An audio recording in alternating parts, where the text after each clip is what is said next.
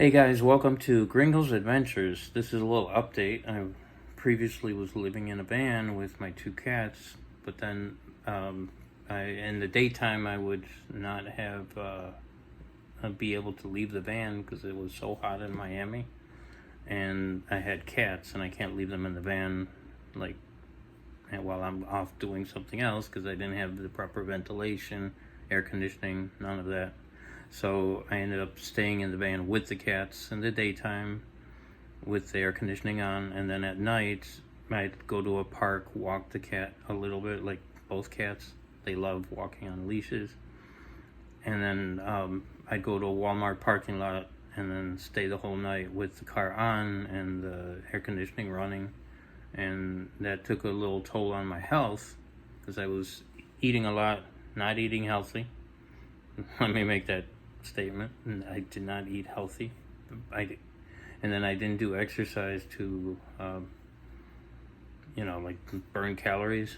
So instead of, I did get a little overweight, but besides that, I was eating a lot of sugary items, and so I ended up with diabetes, and I got cataracts, and then I lost my teeth in the process, and I lost the sensation in my body, like circulation problems, and then I can't feel my feet. That's never going to return. They say that's permanent, but so I ended up going to Chicago. I drove the van to Chicago in the dark. Like it took me like 2 weeks between driving like short distances because I couldn't see very well. And then when I did get to Chicago after 2 weeks, I was still in the van.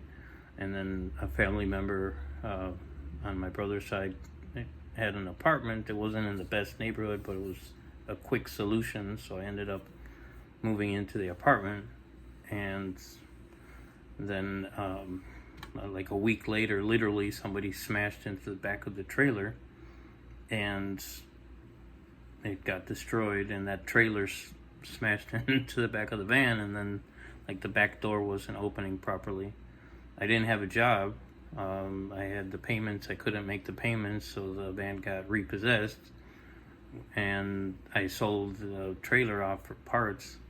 Like literally spent like $3,000 on the trailer, and I ended up selling it for $550, I believe. And then the van, I let them take it because I'm like, if the back doesn't work and like the back door and to replace it, I can't drive, I can't see. I thought that's it. Okay, if I can't see, I can't drive. There's no purpose in having the van. And if I'm not working, well, so they took the van, and then the bank sold the van at an auction. But during COVID, all the prices of the vehicles went up. So like the van was $35,000 when I bought it, gave $6,000 down, and then I made like $540 payments every month. That was fine when I was working, or when I could see and I could hustle and make money to pay it. But then when you lose your sight, it's like you can't really make money, right? So anyway, they took it, they put it in an auction, and for some odd reason, the auction price was way higher than what I paid for it. So they sent me a $6,900 check, like Capital One, which they're cool. I mean, when people repossess your car, they're not going to give you any money back, right? Well, I got basically what I put down. So I took that money, and and I'm like, oh, I'm going to go invest in crypto. Everything was expensive, like $2, like Cardano, ADA was like $225, give or take. So I bought into it like at 187 when it came down a little bit. I'm like, oh, when this thing goes up to the moon, like everybody says, $10 or whatever, that'll be a nice profit. And then I bought another coin called Miami coin, and then a New York City coin. And it's like, well, everything that I bought went down 90%. And then so my $6,000 went down to like $600. And so I was like, okay, now what do I do? And then my eyesight just deteriorated even worse. So when I could barely see, but I would see cloudy, like very cloudy everything. And and then blurry. And then it got to a point where, like, if I needed to go somewhere, my mom would come and she'd be like, "Oh, let me walk with you to the store." And then I'm like touching with my foot, like putting my foot up in front because I can't see the depth. Like if there's a step or if there's something obstructing my path, I don't see it. I can see like if there's a darkness, like if maybe there's, I don't know, a stick or something, I can see the dark part, but I can't see what it is. And then it was just like, if I cross the street alone, it's like I'm risking my life because I can't see if cars are coming. I like really bad vision. And so I went to a ophthalmologist to see what needed to be done, and it's like, okay, then you need surgery, but you have it so advanced that you need laser surgery, like where they cut the cataract and your lens out. Insurance covers if they do it manually, like with a knife or whatever they use to do it, but they told me that I needed the laser because it's more precise, and since I had it so advanced, and so insurance doesn't cover that. Like you have to pay out of pocket for it, that type of surgery. And so it's like I went and tried like 3 different insurance companies, and the lady selling me the insurance, she's like, "Oh, this one's gonna work." I signed up, doesn't work. "Oh, this one's gonna work." Signed up again, and it takes like a few months between signing up, getting your card, and then you go to the doctor and the whole 9 yards. And when I go to use it on the eye surgery, it doesn't work. Then I'm like, got to a desperate point. I'm like, okay, somebody's like, go to the state of Illinois and get, ask for assistance, and they'll give you a medical card, and then you can go with that. So I did that, and no, they don't accept that. So it's like, there was this credit card thing called Care Credit, and basically I would sign up for Care Credit, get like a $5,600 loan, and then come up with the rest of the money and then go do the surgery. So I ended up doing that. And when I got the surgery, I did it at Kirk Eye Center in Chicago. I'll put the address. It was wonderful. I was freaking out because I'm like, oh, it sounds like it's gonna hurt when they put something in your eye to cut it, and like to remove the lens and put another one in for all the anesthesia or whatever they put. I'm like, if you guys gotta drug me up so I don't feel anything. And they're like, no, you just put something under the tongue, like a liquid, and then that liquid is gonna calm you down, and then it'll all flow nicely. And I'm like, are you serious? And then and I watched other videos, and I've seen other people talk about where they go to the doctor, they do the surgery, but they've got an IV, and then they're constantly monitoring them, and they're like, yeah, we'll check you at the beginning, like right before we do the surgery. And that I had like the high blood pressure, and like they call it white coat syndrome. Like when you go to the doctor's office, you get all worked up. That's why I guess they have you waiting there for a good amount of time before they do anything, so you kind of like calm down. And so I got the surgery in one eye, and it was amazing. Like I thought I'd have to recover, because everybody's like, oh, it'll take a day, 24 hours, then over a period of a certain amount of days, then you'll be able to see again. And this was instant. Literally, they removed it, and then I'm done, and I could see. Like, it was amazing. And then it's like on one eye. Then when I got home, I saw my mom. I haven't seen my mom for like 3 years. I couldn't see her face. Then I saw my brother. I'm like, oh my gosh, you look a lot older. And obviously, if I didn't see them in 3 years. And then the cat, I'm like, oh my God, my cat is beautiful, and I could see everything on one eye.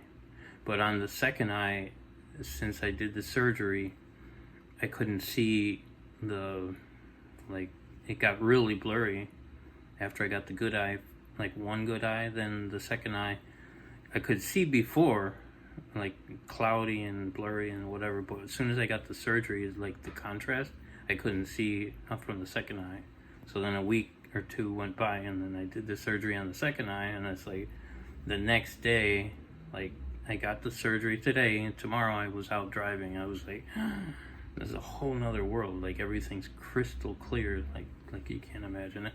It is like the like purple and blue on a computer screen. It looks a little different. It doesn't, like, the colors on the computer, they look almost like fake a little bit.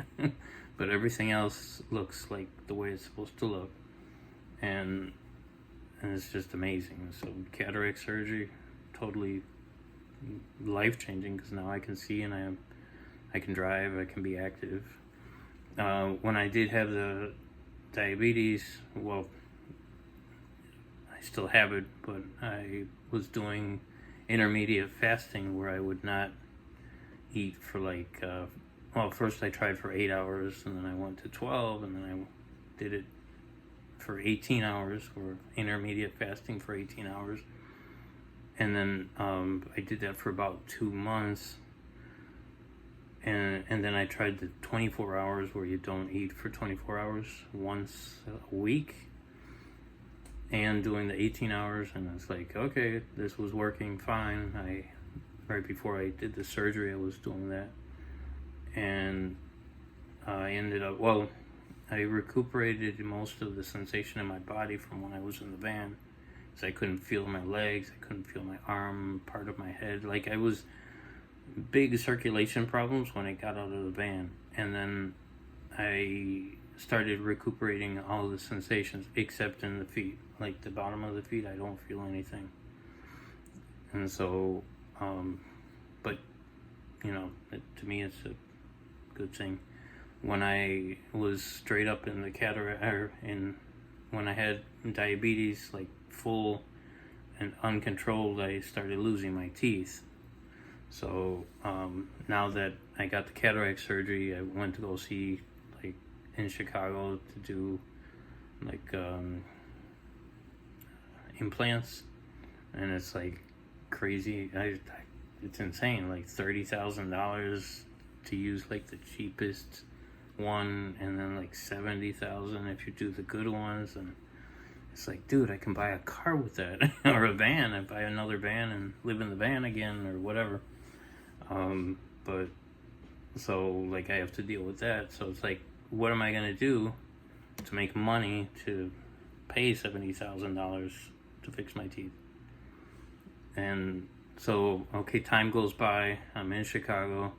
Then, like a month and a half ago, or a month ago, there was this big rain in Chicago. I'm living in a basement apartment, like they call it garden apartment, and everything was fine. But then when the flood comes, I'm up to my knee, like below the knee, in water. Everything got destroyed.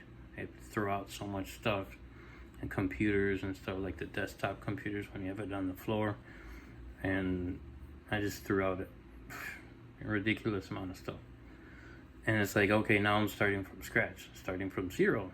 So it's like, okay, I'm in this apartment, and it's like, ever since the flood, for some odd reason, there's a lot of mice now, like, that try to come in the apartment, and I have 2 cats. So it's like, obviously, that's, to me, I'm taking it as a signal that I need to leave the apartment. Like, I need to go on with my life, which is fine.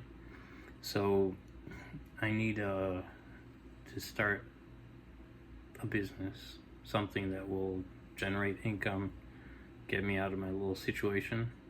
So I've been buying websites, domains, not websites, more like domains, like expired domains, and domains in auction, and domains that are like, I saw this website called Huge Domains, and I would buy them.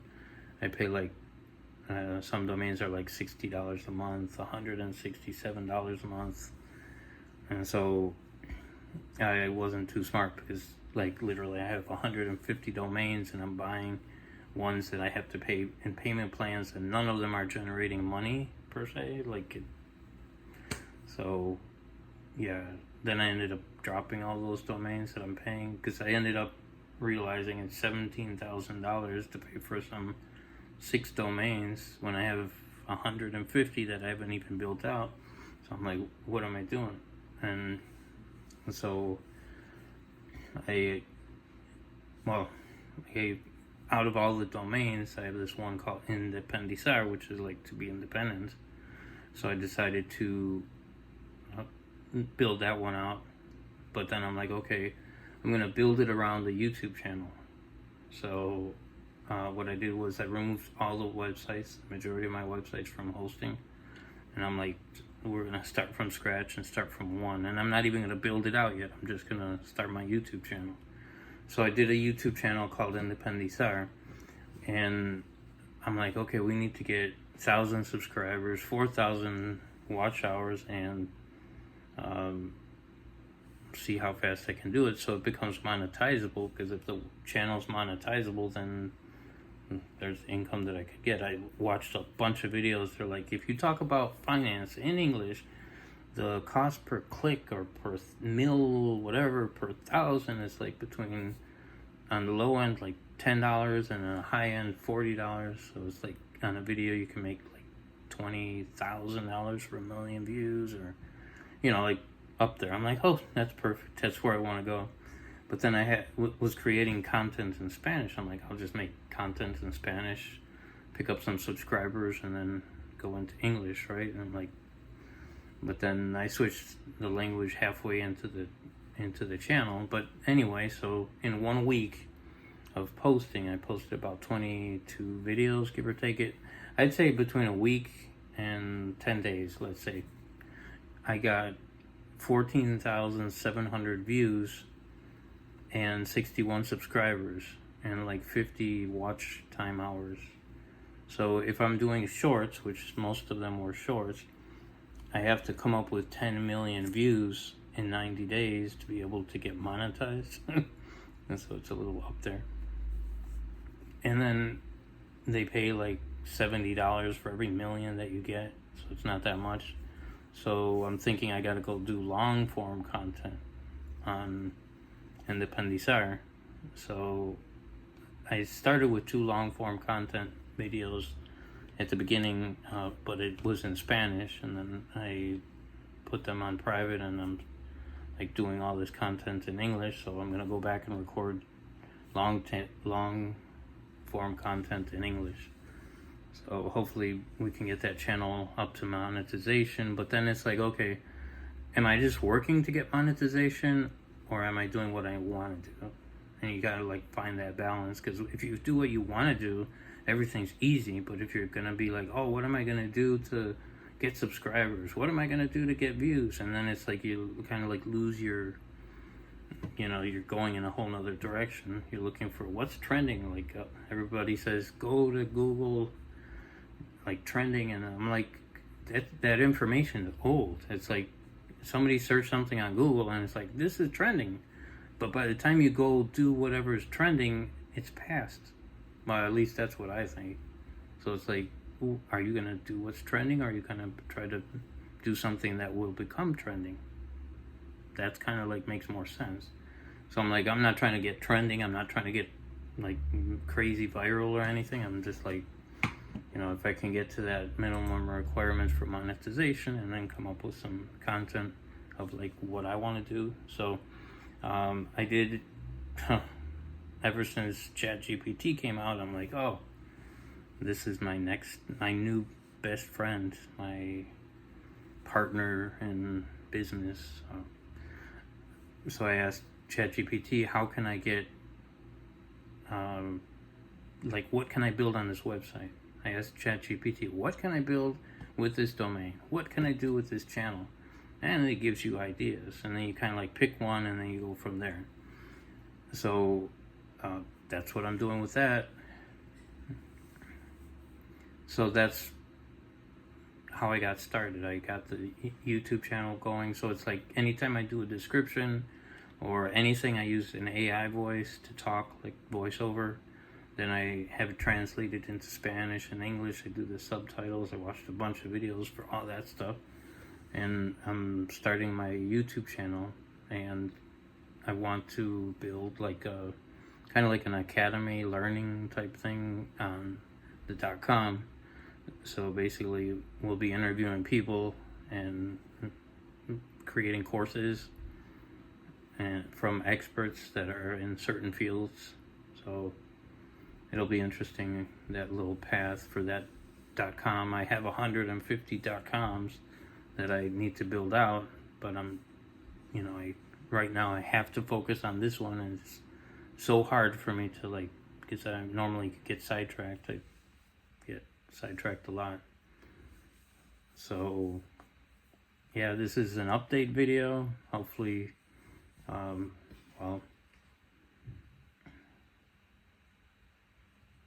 this is an update video. I got my cats all over that, the IndependenceAR shorts. I was putting every cat picture and video that I have, and then put a quote on top of it and an AI voice. And it was working. I did get a lot of videos with 2,000, 1,700, 2,300 views. And then I kind of lost it. The last 4 videos of shorts didn't get any views. Literally, one got 50 and the other one got 7, and another one got 6. And I was like, okay, algorithm doesn't like me. I did something wrong. And so I uploaded a video right now where it's a generic video where somebody's I don't even know who it is.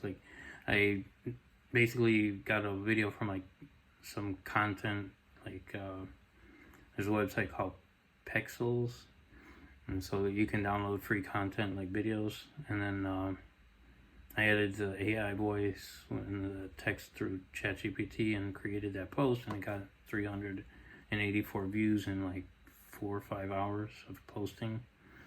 And I'm like, okay. So what's amazing is that with ChatGPT you can do so much. It's a tool that's just makes your life a whole lot easier. And I've just been using that like crazy. But I realized that I lose focus. I'm trying to do 50,000 things at the same time, and that's not good, because I don't want to be known for a whole bunch of stuff, but then nothing good, because you stretch yourself out too thin. I'd rather just be oh, this guy's from IndependenceAR or from whatever, and just one project, and then expand from there or make it better. I don't know. We'll see what happens. So, this is my little update video. I'll make another one in a few days. If you can, check out my channel, IndependenceAR. If you can subscribe, great. And we'll go up to this. I think we're at 62 now, but yeah, see what happens. If you guys have any opinions on what I should be doing, leave it in the comments, or any questions, and I'll answer it in another video. Well, guys, thanks a lot. See you in the next one.